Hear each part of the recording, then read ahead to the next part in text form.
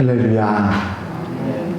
하나님께서 오늘 하루도 은혜 가운데 인도해 주실 줄로 믿습니다. 다 같이 사도신경으로 신앙 고백 같이 하심으로 새벽 예배 하나님 앞에 같이 드리십니다. 전능하사 천지를 만드신 하나님 아버지를 내가 믿사오며 그 외아들 우리 주 예수 그리스도를 믿사오니 이는 성령으로 잉태하사 동정녀 마리아에게 나시고 본디오 빌라도에게 고난을 받으사 십자가에 못 박혀 죽으시고 장사한 지 사흘 만에 죽은 자 가운데서 다시 살아나시며 하늘에 오르사 전능하신 하나님 우편에 앉아 계시다가 저리로서 산 자와 죽은 자를 심판하러 오시리라. 성령을 믿사오며 거룩한 공회와 성도가 서로 교통하는 것과 죄를 사하여 주시는 것과 몸이 다시 사는 것과 영원히 사는 것을 믿사옵나이다. 아멘. 할렐루야. 하나님 말씀 베드로후서 1장 14절로부터 19절 말씀까지입니다. 베드로후서 1장 14절 말씀부터 19절 말씀까지. 우리 주 예수 그리스도께서 내게 지시하신 것 같이 나도 나의 장막을 벗어날 것이 임박한 줄 알미라. 내가 힘써 너희로 하여금 내가 떠난 후에라도 어느 때나 이런 것을 생각나게 하려 하노라. 우리 주 예수 그리스도의 능력과 강림하심을 너에게 알게 한 것이 교묘히 만든 이야기를 따른 것이 아니요 우리는 그의 크신 위엄을 친히 본 자라. 지극히 큰 영광 중에서 이러한 소리가 그에게 나기를 이는 내 사랑하는 아들이요 내 기뻐하는 자라 하실 그때에 그가 하나님 아버지께 존귀와 영광을 받으셨느니라. 이 소리는 우리가 그와 함께 거룩한 산에 있을 때에 하늘로부터 난 것을 들은 것이라. 또 우리에게는 더 확실한 예언이 있어 어두운 데를 비추는 등불과 같으니 날에서 샛별이 너의 마음에 떠오르기까지 너희가 이것을 주의하는 것이 옳으니라. 아멘. 오늘 본문 말씀 가운데 14절에 보면 이는 우리 주 예수 그리스도께서 내게 지시하신 것 같이 나도 나의 장막을 벗어날 것이 임박한 줄 알미라 하는 말로 시작합니다. 나의 장막을 벗어날 것이 임박한 줄 알미라. 바로 베드로가 이제 하나님의 부름을 받을 임종이 가까웠다 하는 사실, 그것을 말하고 있습니다. 여기에서 장막이라고 하는 헬라어 단어는 스케노마라고 하는 말인데 천막, 텐트를 말하는 것입니다.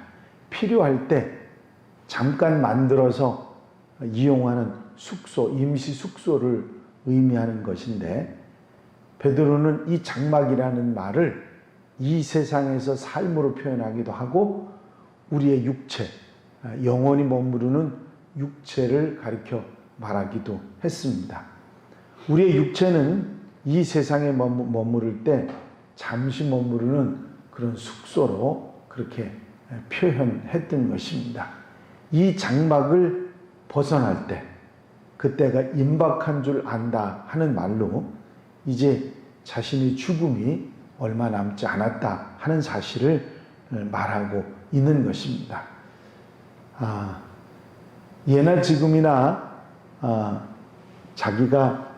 자기의 때가 얼마 남지 않았다는 사실들을 알게 되는 경우가 있는데 바로 베드로는 그런 사실을 이제 인지하고 있었다고 생각합니다. 자신의 부르심이 얼마 남지 않았다는 것을 알고 이 편지를 기록하고 너희에게 이것이 계속해서 생각나게 하기 위해서 이 편지를 쓰고 있다는 말을 하고 있는 것입니다. 내가 힘써 너희로 하여금 내가 떠난 후에라도 어느 때나 이런 것을 생각나게 하려 하노라. 앞서 말씀하고 있는 베드로의 말씀은 믿음 위에 하나씩 하나씩 쌓아가야 할 믿음의 덕목들을 말씀하셨고, 어느 한때만이 아니라 하나님의 부르심을 받을 그때까지 계속해서 잊지 말고 행하고 살아가라고 말씀했기 때문입니다.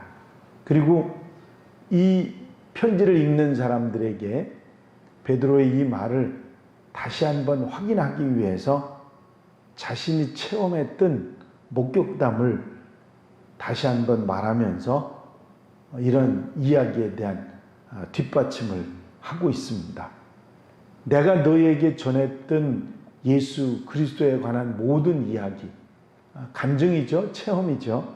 그거는 교묘히 만든 이야기가 아니다. 세상 사람들은 가짜 이야기도 막 만들어내기를 좋아하지만 내가 너희에게 간증한 그것들은 만들어낸 얘기가 아니고 사실이다. 분명하게 우리에게 있었던, 내가 체험한, 많은 사람들이 체험한 사실이다. 우리는 그의 크신 위엄을 친히 본 자라 말씀하고 있습니다. 우리 주 예수 그리스도의 능력과 강림하심을 너희에게 알게 한 것이 교묘히 만든 이야기를 따른 것이 아니요 우리는 그의 크신 위엄을 친히 본 자라. 베드로뿐만 아니라 다른 사도들 그리고 많은 제자들이 예수님의 그 모든 사역 현장에서 그분이 행하시던 일, 기적을 행하시고 능력을 행하시고 가르치시고 하셨던 모든 사실들을 친히 목격하고 보면서 살아왔다. 그의 십자가의 죽으심도 그분의 부활도 승천까지도 우리가 이미 우리 눈으로 다 보고 체험한 사실이라 하는 것을 말하고 있습니다. 만들어낸 얘기가 아니고 나만의 얘기가 아니고 모든 사도들, 성도들이 다 눈으로 보고 체험한 것이다 말씀하고 있습니다. 더더욱이 하나님께서 친히 증거하시는 하나님의 음성도 내가 들었다. 지극히 큰 영광 중에서 이러한 소리가 그에게 나기를 이는 내 사랑하는 아들이요 내 기뻐하는 자라 하실 때에 그가 하나님 아버지께 존귀와 영광을 받으셨느니라. 변화산에서 하나님께서 친히 음성을 발하셔서 이는 내 사랑하는 아들이요 내 기뻐하는 자라 하는 음성도 내 두 귀로 확실하게 들었다. 변화산에 올라갔던 제자들과 베드로 역시 들었다. 이 사실은 성경도 예언의 말씀도 친히 증거하고 있지 않느냐. 또 우리에게는 더 확실한 예언이 있어. 어두운 데를 비추는 등불과 같으니 어둠 속에서 그 어둠을 밝히는 빛과 같은 성경의 말씀도 이를 예언했고 증거하고 있었지 않았느냐.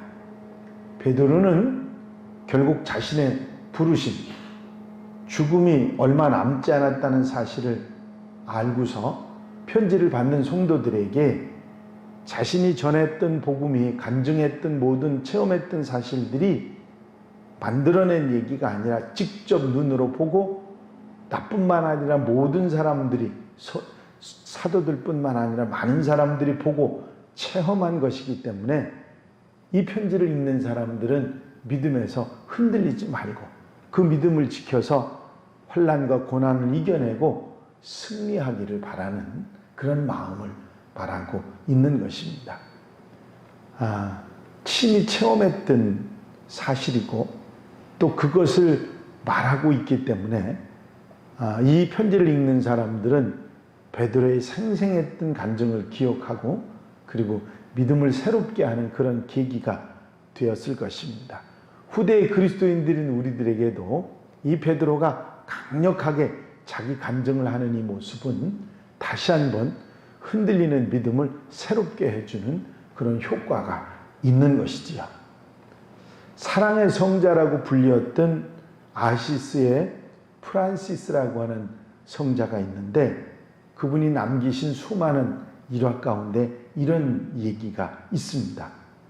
프란시스가 예수님께서 받으셨던 손과 발에 못자국을 받은 일입니다. 1224년 9월 달에 프란시스가 43살이 되던 때에 그 라벨티어라고 하는 경치 좋은 산에 올라가서 기도실을 짓고 거기서 기도하기를 시작했습니다. 그때 이 프란시스가 기도했던 기도 제목은 두 가지였는데, 하나는 주님께서 당하신 그 순환의 고통을 자신의 몸과 영혼에 같이 맛보게 해달라고 하는 기도였고, 또 하나는 주님께서 그 죄인을 위해서 고난을 참으셨던 그 끝없는 사랑을 알게 해달라고 하는 그런 기도였습니다. 그러던 어느 날 이 프란시스에게 환상 중에 십자가에 못 박히신 주님이 나타났는데, 그 모습을 본 그의 마음에는 한없는 기쁨과 십자가의 그 고통과 슬픔이 한꺼번에 몰려왔습니다. 그 후 이 프란시스의 몸에는 못자국과 창자국의 흔적이 생겨났고, 또 그것이 찌르는 그런 고통을 느끼게 했다고 합니다. 프란시스는 그 고통을 느낄 때마다 주님의 사랑을 생각하고 그 사랑을 실천하려고 그렇게 애썼다고 하는 이야기입니다. 그리고 늘 감사의 마음으로 그 고통을 이기며 살아갔다고 합니다. 체험이라고 하는 것은 우리로 하여금 어려울 때, 힘들 때 우리로 하여금 힘을 얻게 하고 소망을 얻게 하고 온전하게 하는 능력이 있습니다. 체험으로 하는 간증은 누구도 거부할 수 없고 받아들일 수밖에 없다고 하는 사실이죠. 내가 내 눈으로 보고 내가 체험했다는데 그걸 부인할 사람이 아무도 없는 거거든요. 그래서 베드로는 이런 간증을 통해서 그때 당시에 편지를 받는 사람들뿐만 아니라 후대의 모든 그리스도인들에게도 똑같은 증거를 하고 있다고 하는 것이죠. 베드로의 이 체험, 귀로 직접 듣고 눈으로 직접 봤던 그 사실을 우리도 믿고 흔들리지 않는 하나님의 사람들이 되어야 될 줄로 믿습니다. 그리고 우리에게 고난이 찾아오고 힘든 일이 있을 때 더 믿음으로 믿음의 덕을 쌓고 믿음의 덕목들을 쌓아서 하나님의 사람으로 살아가는 하나님의 백성들이 되어야 될 줄로 믿습니다. 오늘 하루도 이 말씀에 아멘하고 늘 어떤 상황 가운데서도 믿음의 덕의 지식의 이 덕목들, 신앙의 덕목들을 사랑으로 완성해가는 그런 하나님의 백성들이 다 되시기를 주 이름으로 축원합니다. 기도드리십니다. 사랑과 냉할 용심 많으신 아버지 하나님, 고난으로 인해서 흔들리는 믿음의 사람들에게 당신의 체험한 일, 당신의 눈으로 보고 당신이 몸으로 체험했던 모든 일들을 간증하면서 그들을 격려하고 믿음 위에 이런 믿음의 아름다운 덕목들을 쌓아갈 사랑으로 완성하라고 권면하시는 베드로의 말씀을 우리가 듣습니다. 그 말씀에 아멘하며 우리도 믿음의 이 귀한 덕들을 아름답게 쌓아 사랑으로 완성하며 하나님 앞에 영광 돌려드리는 하나님의 백성들이 되게 하여 주시옵소서. 이 한 달의 삶을 온전히 주님께 맡겨드립니다. 친히 주장하시고 인도해 주셔서 넉넉한 아버지 은혜, 아버지 사랑이 충만한 복된 하루 살게 하옵소서. 코로나19와 수해로 인해서 어려움 당한 이들이 있습니다.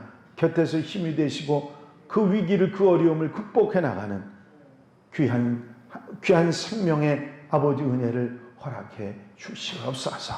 우리가 기도하며 협력하여 도우며 함께할 수 있도록 인도해 주시옵소서. 한날의 삶을 성령께서 이끌어 인도해 주실 줄로 믿사옵고 예수 그리스도의 이름으로 기도하옵나이다. 아멘.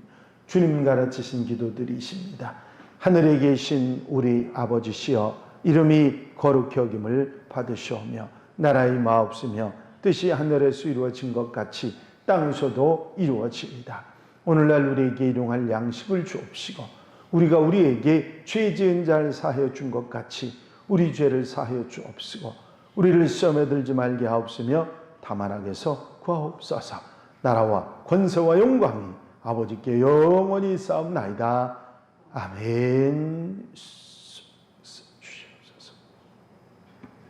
이 시간 기도하실 때에 교회 부흥과 발전을 위해서 공동기도 제목들 위해서 주님 안에 사는 한날의 삶이 되기 위해서 코로나19 또 수해로 어려움 당한 이들 위해서 봉사자들 위해서 우리가 중보 기도할 분들 위해서 기도하시고 자유롭게 기도하시다가 돌아가시겠습니다.